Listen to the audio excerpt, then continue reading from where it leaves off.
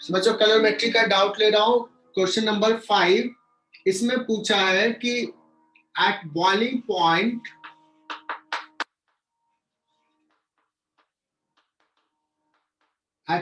Point क्या होता है? हमें पता है वाटर स्टीम में कन्वर्ट होता है। सो प्रिया बताना यहाँ पे डेल्टा टी क्या होता है इस केस में? 100। डेल्टा टी क्या होता है? 0। और फॉर्मूला क्या है स्पेसिफिक कैपेसिटी का? Delta Q equal to M S delta T. पूछा है कि बॉइलिंग पॉइंट पे जब वाटर से स्टीम में कन्वर्जन हो रहा है तो उस समय स्पेसिफिक हीट कैपेसिटी क्या है? तो स्पेसिफिक हीट कैपेसिटी एस क्या होगा? Delta Q by delta T. तो डेल्टा टी आ जाएगा नीचे बच्चों, है ना? ये है 0, ये है नॉन जीरो। इसका मतलब क्या हो जाएगा? Infinite. Specific capacity will be infinite. Reason is temperature change ही नहीं हो रहा। 1 डिग्री से चेंज होने के लिए कितना एनर्जी देना होगा? इनफाइनाइट। चेंज ही नहीं हो रहा डेल्टा टी। 6 सवाल पूछ रहा है 1 kg ice at 0 degree C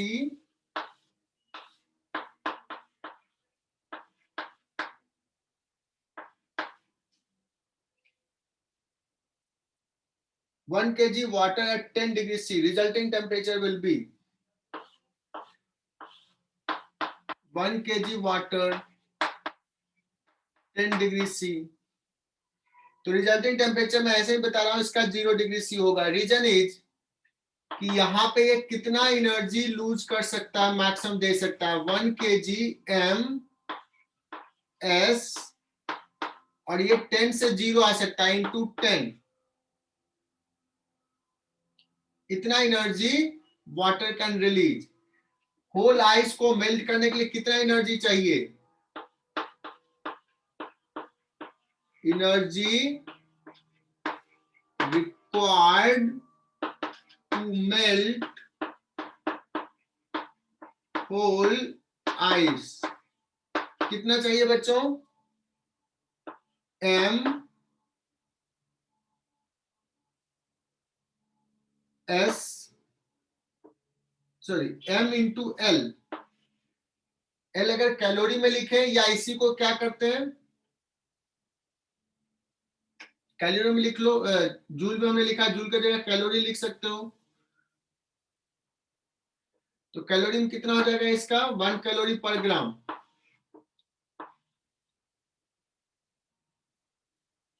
10³ calorie पर केजी। और अगर इसको लिख लिया 1 इंटू, ये कितना होता है? 80 कैलोरी पर ग्राम। 80 इंटू 10³ कैलोरी पर केजी। 1 केजी डाला है, इतना कैलोरी चाहिए। 80 किलो कैलोरी चाहिए। ये कितना रिलीज करेगा? 10 किलो कैलोरी रिलीज करेगा। क्या ये सारा आइस को मेल्ट करा पाएगा? नहीं करा पाएगा। तो फाइनल टेम्परेचर क्या होगा? 0। ये तो डिस्कस किया था। Whole ice will not melt. How much ice will melt?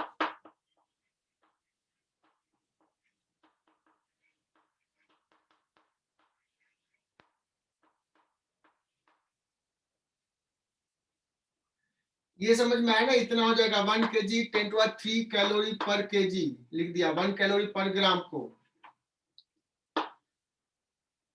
तो मान लो m इंटू 80 किलो कैलोरी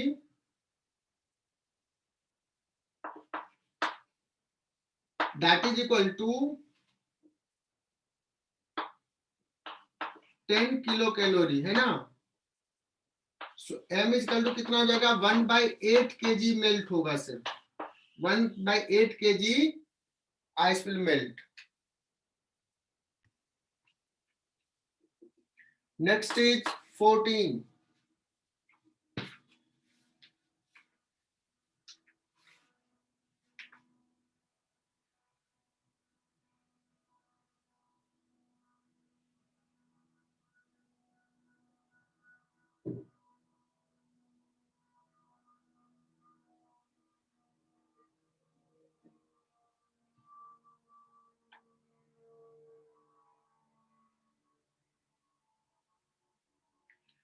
अब ये 14th में क्या है, ये मोलर हीट कैपेसिटी का कॉन्सेप्ट है बच्चों। तो ये 14th हम लोग जब फर्स्ट लॉ ऑफ थर्मोडायनेमिक्स पढ़ेंगे ना, तब हम लोग 14th करेंगे। रीजन इज किसका मोलर हीट कैपेसिटी, हीलियम का क्या होगा, नाइट्रोजन का क्या होगा, तो ये गलती से इस जगह पे दे दिया है। क्लियर? केमिस्ट्री पढ़ो तो तुम लोग कर सकते हो, बट अभी मैं नहीं डिस्कस कर रहा हूँ 14th। तो 14th में लिख लेना after first law of thermodynamics.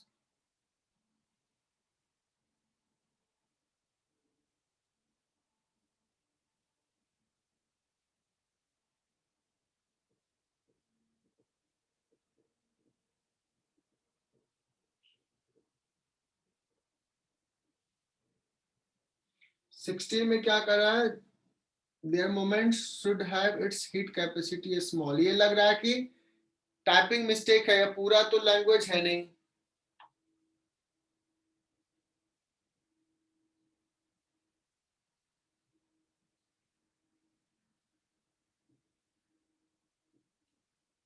बच्चों ये कंप्लीट क्वेश्चन नहीं है, 16 मिसिंग है। मुझे भी नहीं पता चला क्या लिखना चाह रहा है। सर रेजिस्टेंस थर्मामीटर क्या होता है? रेजिस्टेंस थर्मामीटर क्या होता है कि देखो, जब हम लोग पढ़ेंगे करंट इलेक्ट्रिसिटी, उसमें बताएंगे कि रेजिस्टेंस भी टेम्परेचर के साथ चेंज होता है। R is equal to R naught 1 plus वहां भी होता है अल्फा डेल्टा थीटा। अब मान लो कि एक हमने कुछ बैटरी लगा दी, यहाँ पे एक एमीटर है, ओके। अब इसको हमने अलग अलग इन्वायरमेंट में रखा, आइस में रखा, बॉइलिंग वाटर में रखा, तो in this case temperature will be different. जब टेम्परेचर डिफरेंट होगा तो इसका रेजिस्टेंस डिफरेंट होगा तो करंट डिफरेंट होगा। सो करंट को मेजर करके हम बता सकते हैं कि टेम्परेचर क्या है, उसको बोलेंगे रेजिस्टेंस थर्मोमीटर। हाँ सर। ओके, थर्मोकपल्स भी पढ़ना है बाद में। थर्मोकपल्स में ऐसे होता है कि अलग अलग जंक्शंस अलग अलग टेम्परेचर पर रखते हैं, तो क्या होता है, इसमें करंट होता है। This is thermocouples. करंट को मेजर करके हम टेम्परेचर डिफरेंस बताते हैं। You can read H C. Verma, just एक बार रीड कर लो, बस पढ़ने वाला है, इसमें कुछ कॉन्सेप्ट ज्यादा नहीं है। मेडिकल में थोड़ा इधर उधर की चीजें पूछता है। तो 17 पे आ जाते हैं।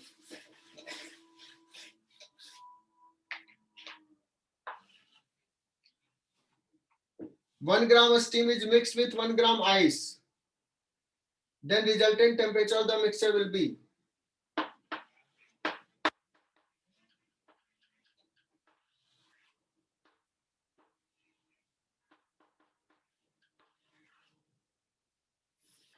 अब बताना, सबसे पहले स्टीम,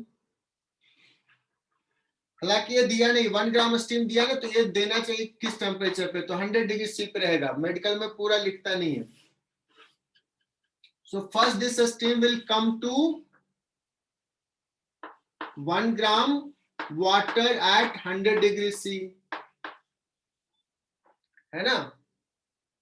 तो ये कितना एनर्जी लूज करेगा, m into L, L V, 1 gram into 540 calorie, इतना लूज करेगा। आइस पहले क्या होगा बच्चों, वाटर में मेल्ट होगा। कितना डिग्री वाटर, 0 डिग्री सी पे वाटर में। एंड देन दोनों फाइनली कॉमन टेम्परेचर आ गया थीटा।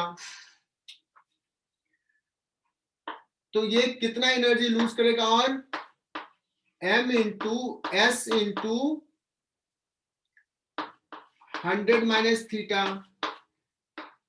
ये कितना एनर्जी यहां से यहां एब्जॉर्ब करेगा, यहां से यहां m इंटू एल एफ, और कितना करेगा m into S into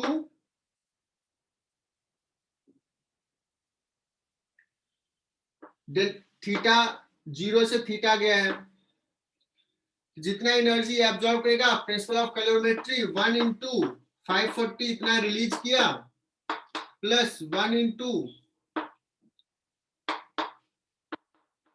100 minus theta इतना कैलोरी, ये है रिलीज। आई होप कि सबको समझ में आ गया होगा। 1 इंटू एल कितना होता है 80 प्लस 1 इंटू एस बी 1 है into theta.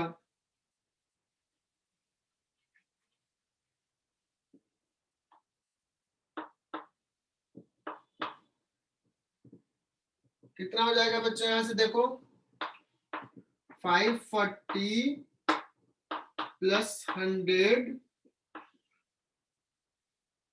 Minus 80 that is equal to 2 theta. 2 theta. कुछ गड़बड़ कर रहे हैं,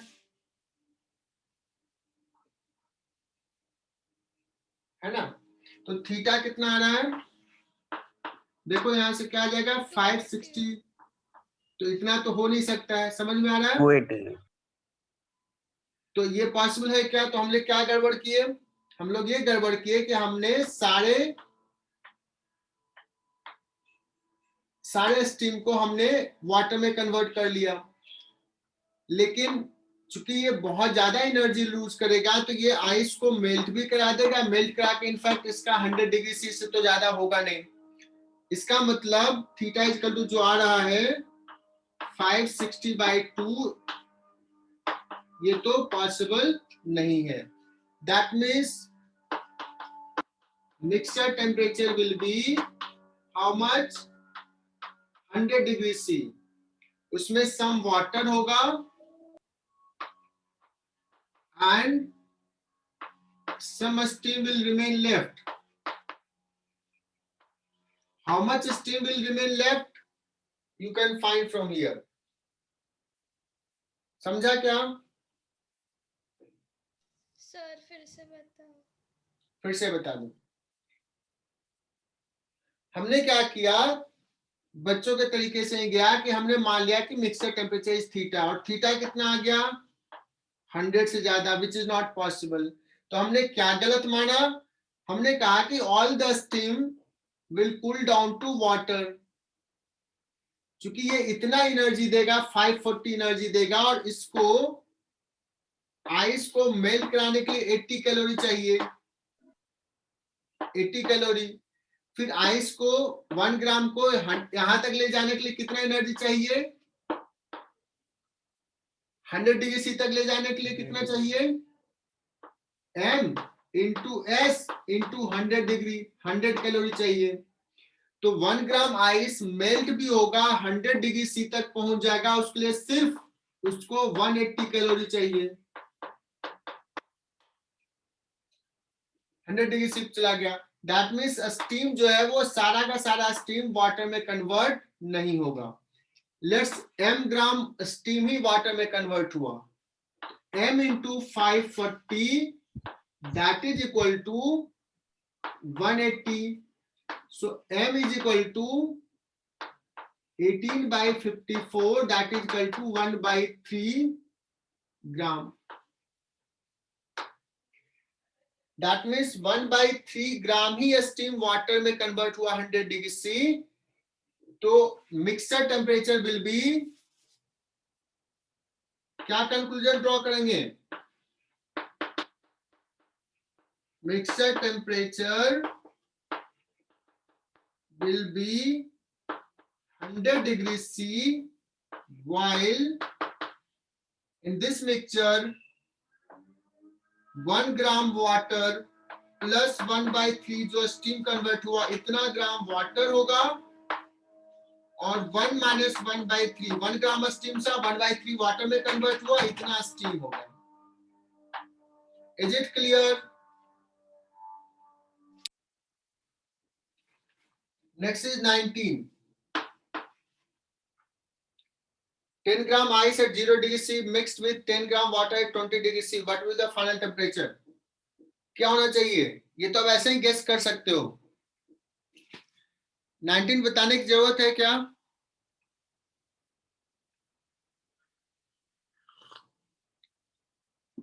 इसका आंसर 0 डिग्री सी होने वाला है।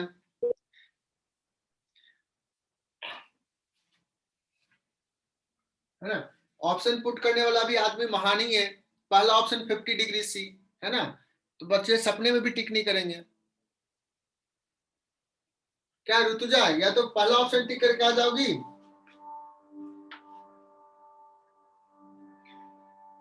बच्चों अगर 10 ग्राम वाटर 20 डिग्री सी पे है तो मैक्सिमम कितना रिलीज कर सकता है ये? 200 कैलोरी,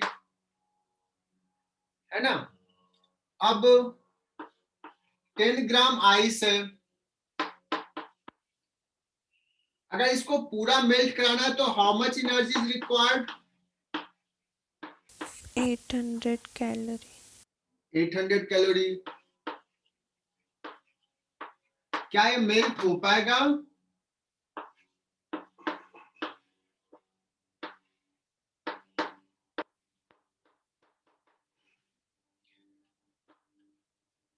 टेन इंटू 800 कैलोरी, जबकि जो वाटर है ये 200 कैलोरी दे पाएगा। तो whole ice will not melt. How much ice will melt? m into 80, that is equal to 200. m is equal to 2/8, sorry 20/8, है ना। 2.5 ग्राम। 2.5 ग्राम। तो अगर कोई कह दिया कि इन द क्वेश्चंस 19 जो हमारा मिक्सचर रहेगा उसमें क्या होगा? मिक्सचर में आइस होगा कितना? 7.5 ग्राम और वाटर कितना होगा? 12.5 ग्राम। Is it okay? कोई ऐसा बच्चा है यस जिसको सर। नहीं समझ में आया? अमृता,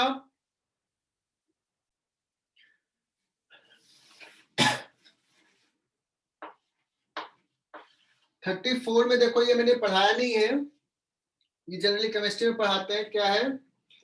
फेज डायग्राम दिया हुआ है corresponding to sublimation, fusion, vaporization respectively are.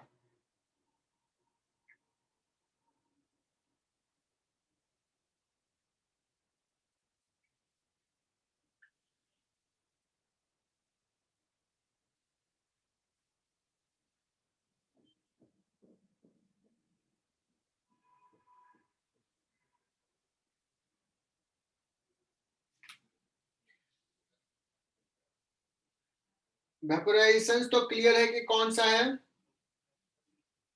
ओसी, तो ग्राफ दिया ही है।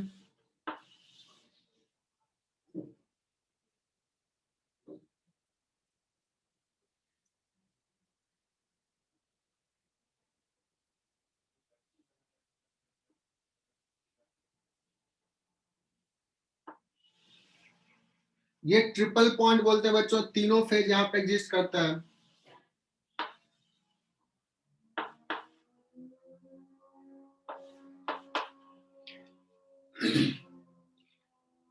ये पूरा हो गया सॉलिड, ये हो गया वेपर,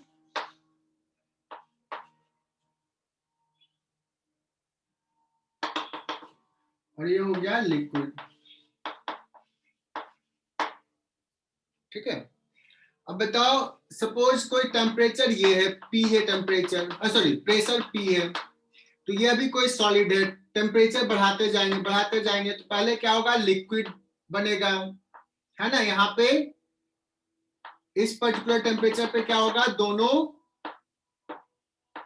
एग्जिस्ट करेगा, सॉलिड एंड लिक्विड। इस पॉइंट पे फ्यूजन होगा, मेल्टिंग होगा। तो ये बच्चों बता रहा है कौन सा?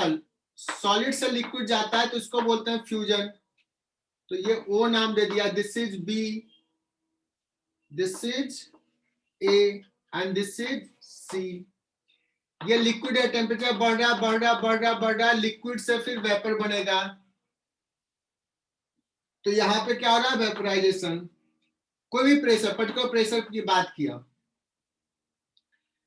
तो ये देखो लिक्विड से वेपर बनेगा, तो ये वाला लाइन बता रहा है। तो this is vaporization. So OC corresponds to vaporization, OB corresponds to solid से लिक्विड, क्या हो जाएगा? फ्यूजन। और एक टर्म जो मैंने नहीं बताया था वो था सब्लिमेशन। कोई बता सकता है सब क्या होता है? ये सॉलिड से वेपर, सॉलिड से डायरेक्टली वेपर बनता है, दैट मीन्स AO, है ना? तो क्या ये सवाल क्लियर हो गया क्या? सॉलिड से वेपर।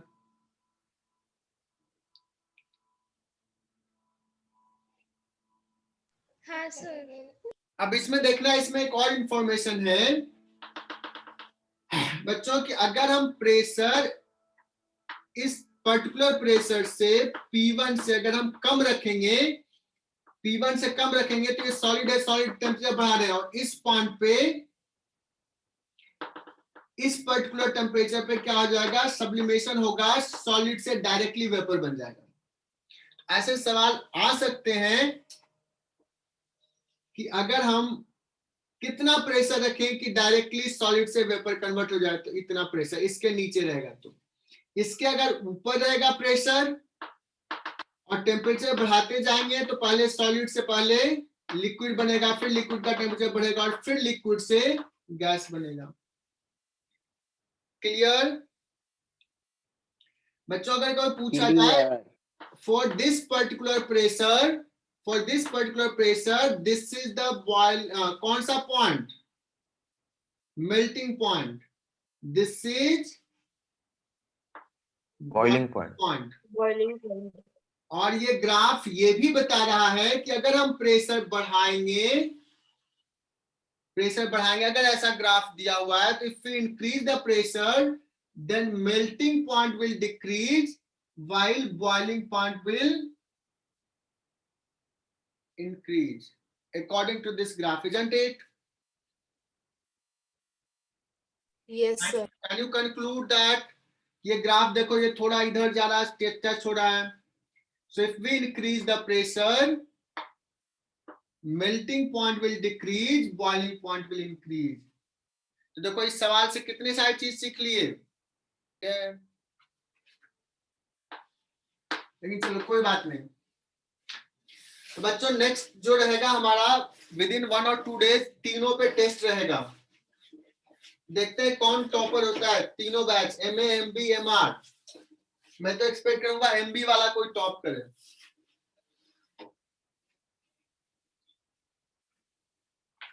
सर किसके ऊपर टेस्ट रहेगा? बस यही जो अभी 3 पढ़ा है ना, thermal expansion, calorimetry and heat temperature वाला, टेम्परेचर है ना, इस बुकलेट का टेस्ट होगा बच्चों, और कभी भी होगा, बिना बताए टेस्ट होगा। 35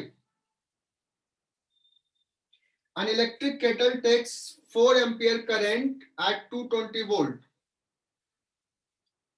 How much time it will take to boil 1 kg water from temperature 20 degrees C?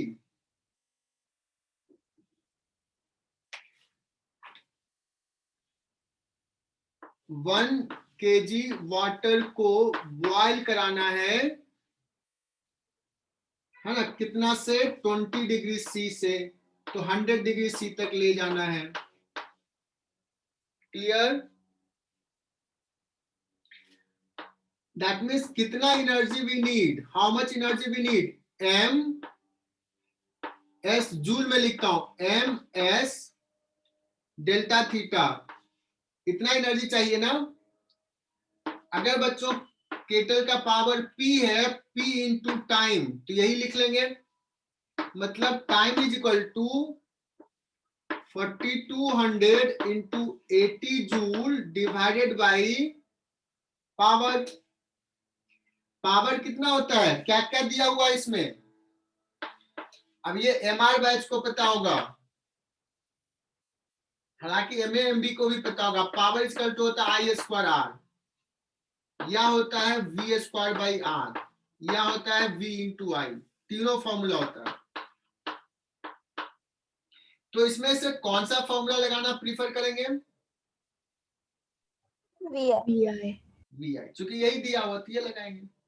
सो राशि बताओ, ये 220 इंटू 4 लिख लेंगे तो क्या हमारा क्वेश्चन नहीं सॉल्व हो जाएगा?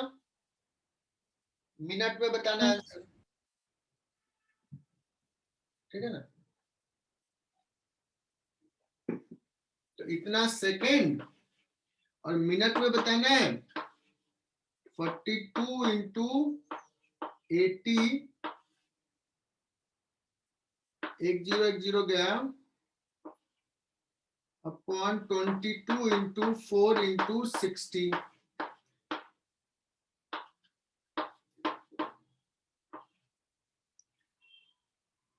ठीक है ना? तो रफली कितना हो गया बच्चों?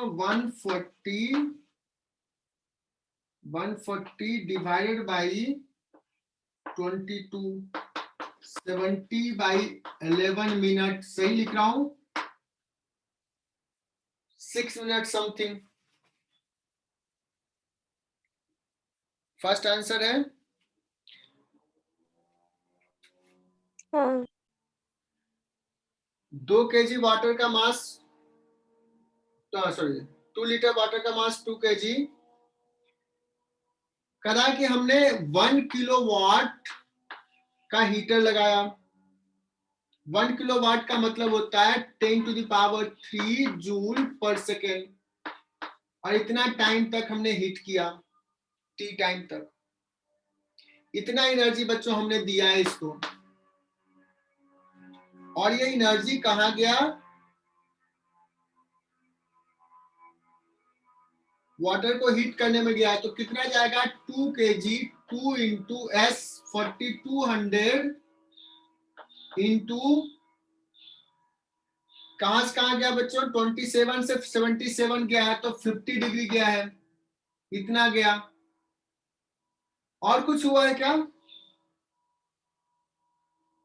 सराउंडिंग्स में हीट लॉस्ट हुआ है। सराउंडिंग में भी हीट लॉस हुआ है। कितना से रेट से हीट लॉस हुआ है? 160 जूल्स पर सेकेंड। तो 160 जूल पर सेकेंड से लॉस हुआ है टी टाइम तक। तो जो दिए वो कुछ हीट करने में गया और कुछ लॉस हो गया, तो क्या टाइम इससे नहीं निकल जाएगा? तो इसको इधर लेके आ जाओ, 10⁻³ minus 160, that means 1000 minus 160 into T, that is equal to 4200 into 50 into 2, ये भी 100 होता है। So T is equal to, अब कितना कैलकुलेशन कराओगे यार? कोई तो बोल दो कि सर छोड़ दो। 1000 माइनस 160 कितना हो जाएगा? 840। 940 940 होगा। मैथमेटिक्स बहुत स्ट्रांग है तुम्हारा यार।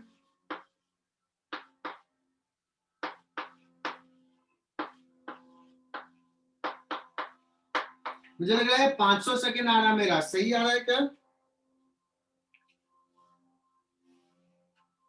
हाँ सर।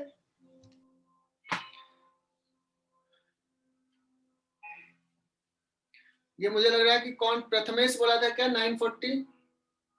ऐसा मिस्टेक वही करता है। नहीं सर मैं बोला था। अच्छा, वेदांत पाठ 38।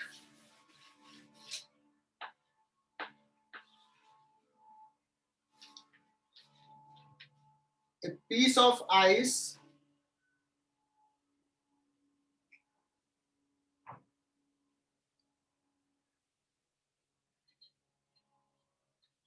it is given 420 joule of heat so that the ice starts melting. Finally, when the ice water mixture is in equilibrium, it is found that 1 gram ice has melted. कितना सिंपल सा तो है यार।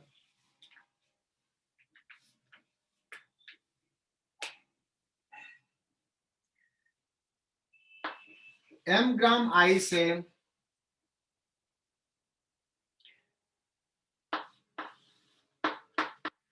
at -5 degree C। इसको कितना joule दिया energy? 420 joule दिया energy.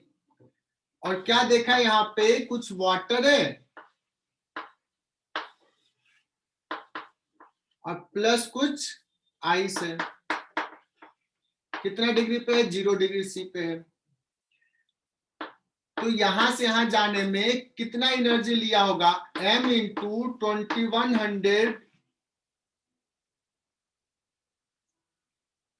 पर केजी ले रहा हूं, 2100। या एक काम करता हूं, ग्राम में सब दिया हुआ है तो ग्राम में लिख लेते हैं। तो ये कितना हो जाएगा, 2.1 जूल पर ग्राम। स्पेसिफिक कैपेसिटी लिख सकते हैं 2.1 जूल पर ग्राम स्पेसिफिक कैपेसिटी, ग्राम में लिख रहा हूं, इनटू डेल्टा थीटा कितना जाएगा 5, इतना एनर्जी कन्वर्ट हुआ, प्लस 1 ग्राम वाटर ही कन्वर्ट हुआ है, 1 ग्राम आइस ही कन्वर्ट हुआ वाटर में। तो आइस का कितना हो जाएगा 3.36 into 10 to the power 5 joule per KG है, पर ग्राम लिख रहा हूं तो ग्राम लिखूंगा तो 10 to the power 2। Is it clear? चूंकि ये 1 ग्राम है, इसको भी ग्राम में लिखेंगे। तो इतना एनर्जी चाहिए था, और ये किसके बराबर है, 420 जूल के बराबर है। So m into 10.5 मल्टीप्लाई कर दिया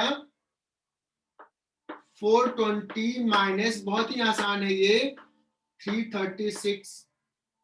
So m is equal to 420 minus 336 divided by 10.5, इतना ग्राम। ठीक है बच्चों, ये ना बहुत इंपॉर्टेंट टॉपिक। इसके बाद जो है ना थर्मोडायनेमिक्स और केटीजी, पहले केटीजी डिस्कस कर रहा हूं। Kinetic theory of gases.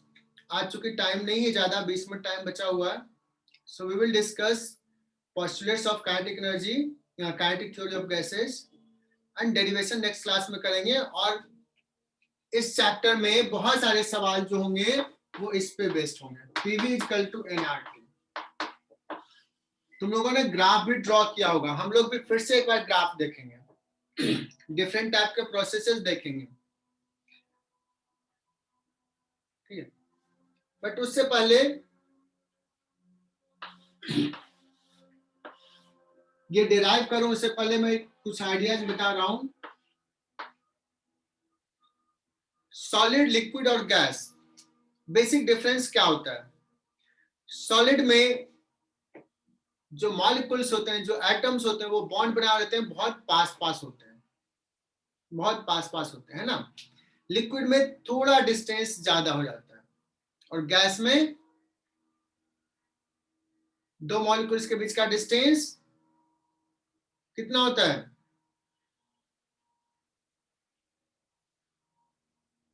बहुत ज्यादा, इतना ज्यादा कि ये मॉलिक्यूल्स और ये मॉलिक्यूल्स एक दूसरे पे फोर्स नहीं लगाते हैं।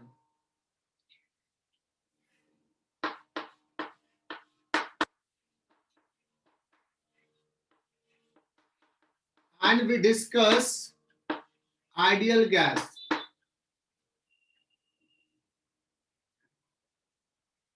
आइडियल गैस क्या होता है, रियल गैस क्या होता है, केमिस्ट्री में पढ़े होंगे, हम भी थोड़ा सा डिफाइन करेंगे।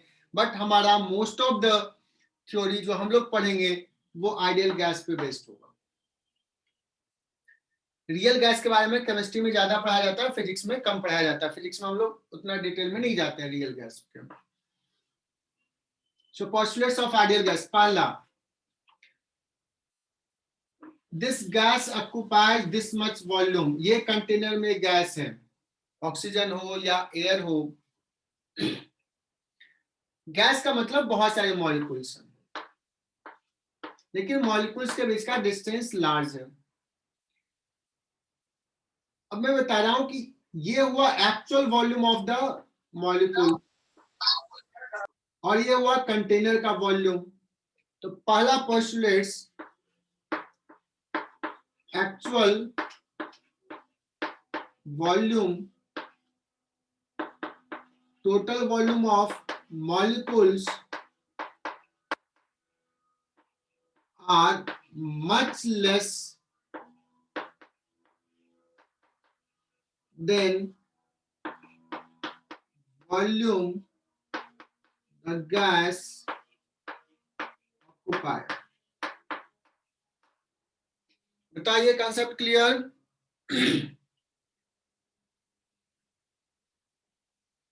ऐसा क्यों होता है? Reason is size of the molecules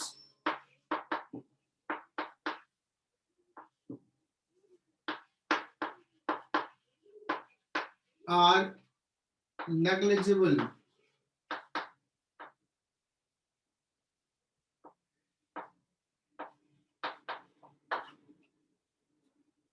Size of the molecules are negligible.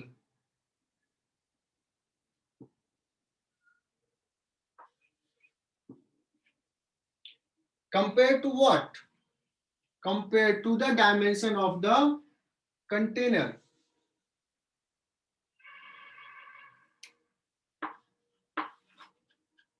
तीसरा,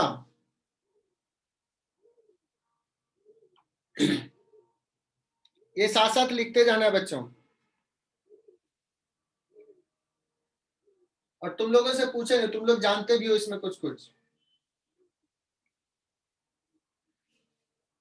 These molecules are at rest or in random motion. Random motion. Random motion. Random motion. बहुत बढ़िया. तो लिखो molecules or atoms of the gas are in random motion. ये random motions में का मतलब हुआ कभी ये इधर जा रहा है, इधर जा रहा है, इधर जा रहा है, and it collide with the other molecules.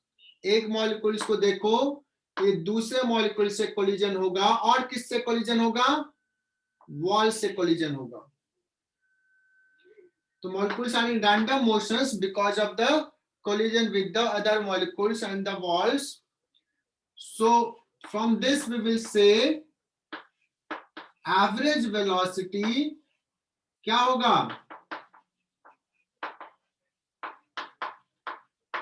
Average velocity is it 0, because कभी इधर गया, कभी इधर गया, कभी इधर, ऐसे करके रहेगा. तो नेट जो इसका डिस्प्लेसमेंट होगा किसी टाइम इंटरवल में, that will be 0.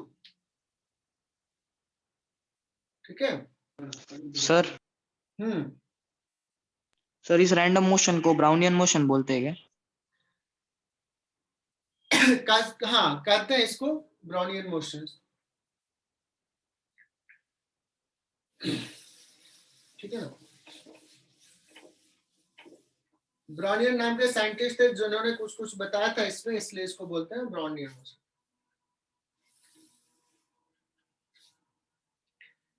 So average velocity क्या है बच्चों? 0. अब एवरेज वेलोसिटी 0 का एक और सेंस बताता हूं. इसका कभी वेलोसिटी इधर, कभी इधर, कभी इधर, कभी इधर. नेट डिस्प्लेसमेंट जो होगा, चूंकि ये कंटेनर में ही है, ओवरऑल कोई टाइम इंटरवल में नेट कोई डिस्प्लेसमेंट नहीं होगा. एज वेल एज अगर मैं डिस्कस करूं कि किसी पर्टिकुलर टाइम पे एक मॉलिक्यूल सी है, एक मॉलिक्यूल सी है, एक मॉलिक्यूल सी है, किसी पर्टिकुलर टाइम पे, at any particular time,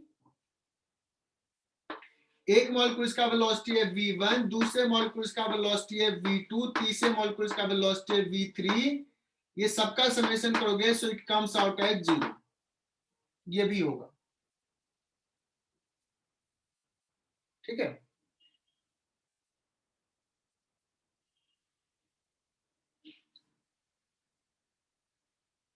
but average speed will not be 0.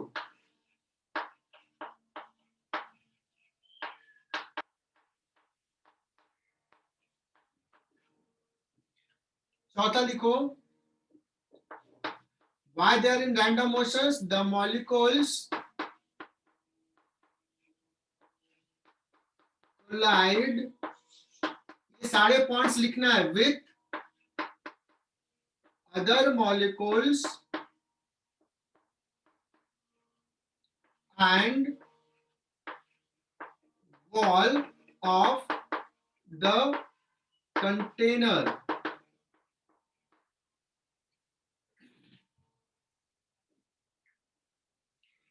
क्योंकि ये molecules wall of the container से कोलाइड करता है, दैट्स व्हाई, जैसे मैं लिख रहा हूं वैसे, that's why it exerts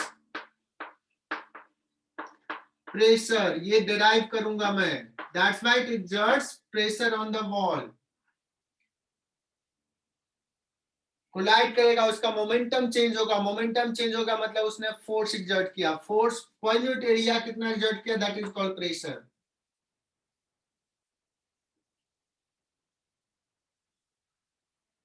other molecule से कोलाइड कर रहा है, दैट्स उसका डायरेक्शंस कंटिन्यूअसली चेंज हो रहा है।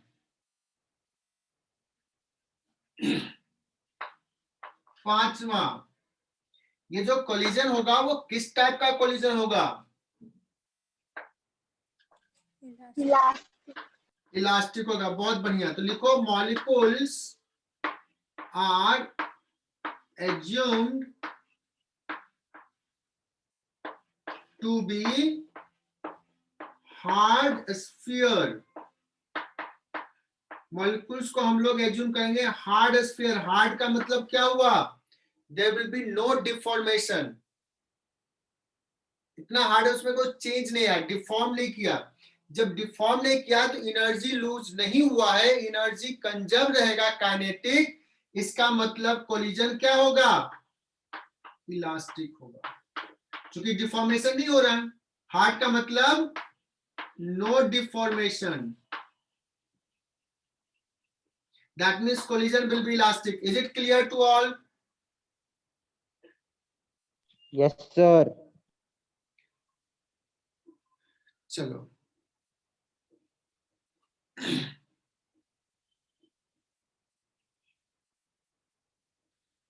इसको मिटा दूं मैं। इतने पॉइंट्स लिखने, और हर पॉइंट को मैं एक्सप्लेन कर रहा हूं, हर पॉइंट के बारे में कुछ ना कुछ बोल रहा हूं। सर रुको sir.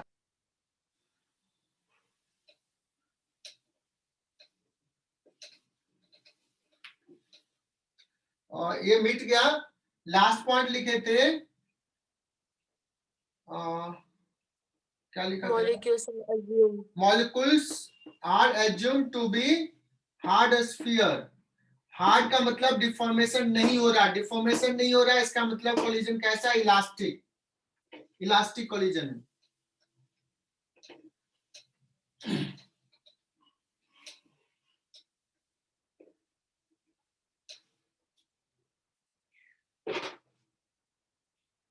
What is collision time? Next point, जो भी पॉइंट छठा पांचवा जो भी था, जो भी पॉइंट था मुझे याद है। Sixth point. सिक्स था। 6 पॉइंट लिखो। Collision time is negligible.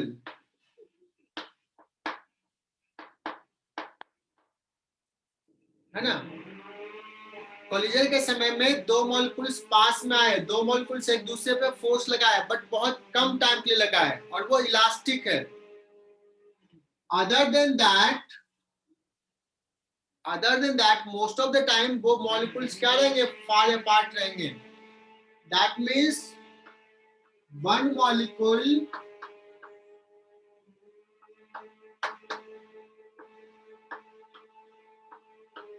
doesn't apply force on other molecule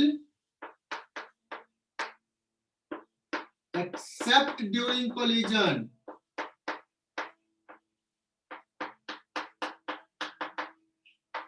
तो कोलिजन का टाइम तो बहुत कम है, but most of the time में क्या है? वो दूर दूर है, एक मॉलिक्यूल्स दूसरे मॉलिक्यूल्स पे कोई फोर्स नहीं लगा रहा है, कोई इंटरेक्शन नहीं है मॉलिक्यूल्स के बीच में।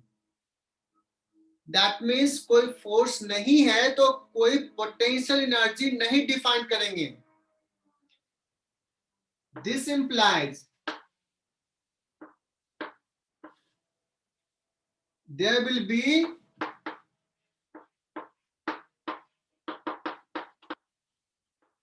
no potential energy corresponding to interaction between molecules. Why there is no potential energy? कोई इंट्रैक्शन ही नहीं है. कोलिजन के टाइम में फोर्स लगा है, बट हार्ड स्फीयर इलास्टिक है. नेक्स्ट पॉइंट, बहुत ये सारे पॉइंट्स बहुत इंपॉर्टेंट हैं. We are talking about postulates of ideal gas. Potential energy नहीं है, तो अगर गैस सिस्टम का टोटल एनर्जी पूछा जाए तो कौन सा एनर्जी होगा? Kinetic. Only kinetic. तो लिखो total energy of a gas system, ideal gas system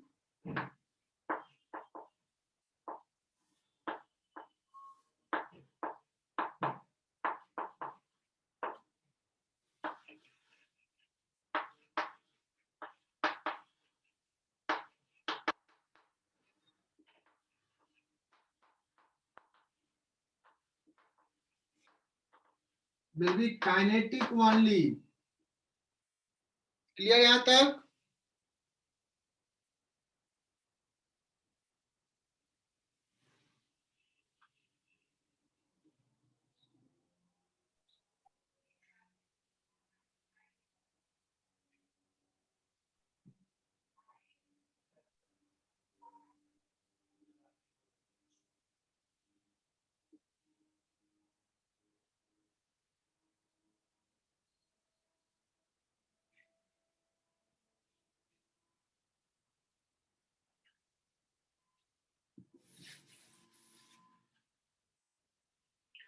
So only kinetic energy होगा. 10th postulates. तुम लोग बताओ और क्या होता है, कुछ बताओ. मैंने बहुत बताया. 10th point, effect of gravity will be negligible. और कोई पॉइंट्स है?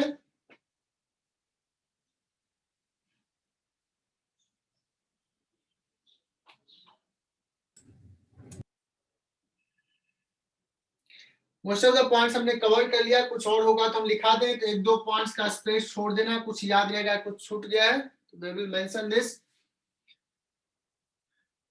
और अगर पूछा जाए एक मॉलिक्यूल्स अगर इधर जाए तो स्ट्रेट लाइन में मूव करेगा. किसी से कोलिजन होगा, then only its direction will change, otherwise it will move in a straight line. है ना?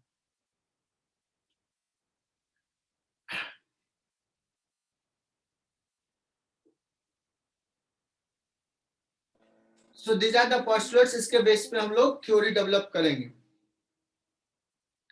से बताना कि आइडियल गैस, कोई गैस का बिहेवियर आइडियल गैस का कब होगा? High pressure low temperature.